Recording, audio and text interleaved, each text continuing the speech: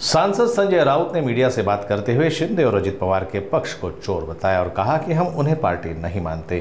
उन्होंने चुनाव आयोग पर सवाल उठाए कि लोकसभा और विधानसभा में बढ़े हुए 45 लाख वोटों का हिसाब देने को आयोग तैयार नहीं है। आगे उन्होंने नासिक में 3 लाख से ज्यादा डुप्लीकेट वोटों की जानकारी देते हुए आयोग की कार्रवाई न करने पर भी नाराजगी जताई। राज ठाकरे को शिष्टमंडल में शामिल करने पर कहा कि यह कांग्रेस का फैसला नहीं बल्कि समुदाय का निर्णय है। 2 दिवसापूर्वी नाशिकमध्ये सर्व पक्षीय मोर्चा निघाला, शिवसेना त्यात आघाडीवर होती। मुद्दा काय होता की नाशिकमध्ये 3.5 लाख मतं ही डुप्लिकेट आहेत। ती शोधून काढली आमच्या लोकांनी, शिवसेनेच्या 3.5 लाख मतं डुप्लिकेट आहेत। दुबार मतदार आहे। ही 3.5-4 लाख मतं महानगरपालिका निवडणुकीमधल्या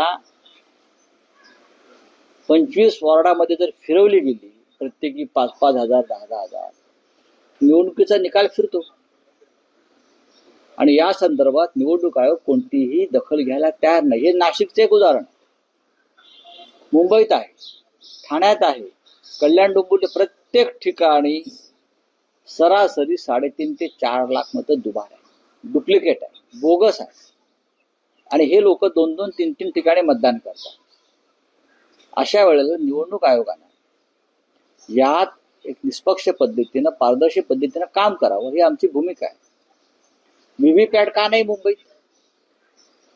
व्हीव्हीपॅट हा सुप्रीम कोर्टाचा सूचना आहे ना। मग मुंबई महानगरपालिकेमध्ये व्हीव्हीपॅट का नाही? तर आम्हाला केंद्रानं त्या पद्धतीच्या ईव्हीएम मशीन उपलब्ध करून दिल्या नाहीत, हे का उत्तर झालं? म्हणजे तुम्हाला चोऱ्या करायच्या, म्हणजे तुम्हाला फ्रॉड करायचा आहे। असे अनेक विषय आहेत जे आम्हाला निवडणूक आयोगासमोर महाराष्ट्राच्या आणि देशाच्या मांडाव्या लागतील। आणि त्यासाठी आज ज्येष्ठ नेते भारताचे शरद पवार साहेब, उद्धव ठाकरे साहेब, त्यानंतर महाराष्ट्र नवनिर्माण सेनेचे प्रमुख राज ठाकरे, काँग्रेसचे नेते बाळासाहेब थोरात, नसीम खान, वर्षा गायकवाड, कॉम्रेड अजित नवले, कॉम्रेड प्रकाश रेड्डी, सुभाष लांडे, त्यानंतर समाजवादी पार्टीचे रईस खान, असे सगळे प्रमुख लोक एकत्र येऊन आम्ही निवडणूक आयोगाशी चर्चा करू, भेटू। त्यांना आम्ही दाखवू की तुम्ही निवडणुकांचा कसा खेळ, आणि त्याला म्हणतो ना जोक, ही जोकरगिरी आहे निवडणूक आयोगात। भारताच्या संविधानाने प्रत्येक नागरिकाला एका मताचा अधिकार दिलेला आहे, एक मत। तेच मत तुम्ही चोरणार असाल सामान्य माणसाचं, तर निवडणुकांवरती विश्वास कसा ठेवायचा? ही भूमिका आहे। मतं येतात कशी, वाढतात कशी, कोण यामागे पडद्यामागे हालचाली करताय, काम करताय?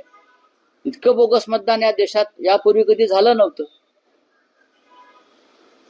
महाराष्ट्राच्या विधानसभेत त्याचा फटका बसला, पण महापालिकेमध्ये आम्हाला जागरूक राहावं लागेल। राऊत साहेब, आजच्या शिष्टमंडळात बघितलं तर तसं तुम्ही म्हणता की थेट महाविकास आघाडी नाही, पण सगळे नेते हे महाविकास आघाडीचे आहेत।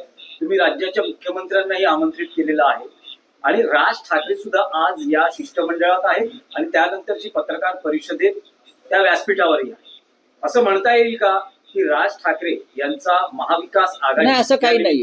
हा सर्व हे आता आम्ही देवेंद्र फडणवीस यांना बोलवलं म्हणून ते का महाविकास आघाडीत सामील झाले का? फडणवीस येणार तर नाहीये, आम्ही निमंत्रित केलं, बरोबर। इतर जे 2 पक्ष आहेत त्यांच्या बरोबरचे, त्यांना आम्ही निमंत्रित केलं नाही, कारण आम्ही त्यांना पक्ष मानतच नाही। त्या अमित शहाच्या कंपन्या आहेत, तो कुठले ते मिंदेंचा पक्ष किंवा अजित पवारांचा, यांना आम्ही पक्ष मानतच नाही।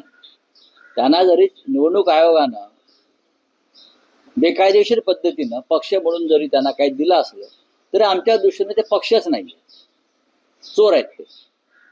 पण भारतीय जनता पक्षानं या देशातल्या निवडणूक किंवा राज्यातल्या निवडणुकीविषयी जे काही आक्षेप आहेत त्या संदर्भात सामील व्हायला हरकत नव्हती। पण शेवटी ते चोर आहेत। चोरांची चोरी जर पकडली जाणार असेल तर चोर येतील कसे? त्याच्यामुळे बहुतेक ते यायला तयार नाही। त्यांच्या पक्षात त्याच्यावर चर्चाही झाली, मी जे पत्र पाठवलं त्याच्यावर त्यांच्या पक्षात चर्चा झाली, हे मी तुम्हाला सांगतो। पण ती येणार नाही, कारण त्यांना चोरीचा दरवाजा उघडाच ठेवायचा आहे। आम्हाला वाटतं हा चोरीचा दरवाजा नव्हे तर फट सुद्धा बंद केले पाहिजे आणि पूर्ण पारदर्शक पद्धतीनं निवडणुकांची महानगरपालिका निवडणुकांची आम्ही तयारी केली पाहिजे. नाही, पण राऊत साहेब, तोच प्रश्न पुन्हा एकदा की हे निमित्त आहे का की राज ठाकरे महाविकास आघाडी देऊ शकतात? तुम्ही राज ठाकरेंना हा प्रश्न विचारू शकता ना. आमचा संबंध शिष्टमंडळ नेण्यापुरता आहे आणि ते सगळ्यांसाठी खुलं आहे शिष्टमंडळ, कारण हा देशाच्या लोकशाहीचा संदर्भातला महत्वाचा विषय आहे. देशातली लोकशाही जर मजबूत करायची असेल तर निवडणुका या निष्पक्ष व्हायला पाहिजे. या देशात विरोधी पक्षाचा आवाज ऐकला गेला पाहिजे. व्हेनेझुएलामध्ये खरं का मारिया मचाडो या विरोधी पक्षाच्या नेत्यांना शांततेचा नोबेल पुरस्कार का मिळाला हे या देशातल्या संघवाद्यांनी आणि भाजपने समजून घेतलं पाहिजे. तिथे सुद्धा भारताप्रमाणे हुकुमशाही आहे आणि त्या हुकुमशाही विरुद्ध मारिया मचाडो लढतायत लोकशाहीसाठी, स्वतंत्र निवडणुकांसाठी. भारतामध्ये आम्ही तेच करतो आहोत, महाराष्ट्रामध्ये आम्ही तेच करतो आहोत. मारिया मचाडो यांचा जर आदर्श ठेवला तर नोबेल समितीला भारतातल्या किमान 500 लोकांना नोबेल पुरस्कार द्यावे लागतील. पण राऊत साहेब, जी माहिती मिळते आहे की राज ठाकरेंना या शिष्टमंडळात घेण्याबाबत स्वतः काँग्रेसमध्ये 2 मतप्रवाह आहेत. काँग्रेसमधला एक मतप्रवाह असं म्हणतोय की राज ठाकरे या शिष्टमंडळात नको. असं मला वाटत नाही. राज ठाकरे या शिष्टमंडळात नको हे ठरवणारा काँग्रेस पक्ष नाही.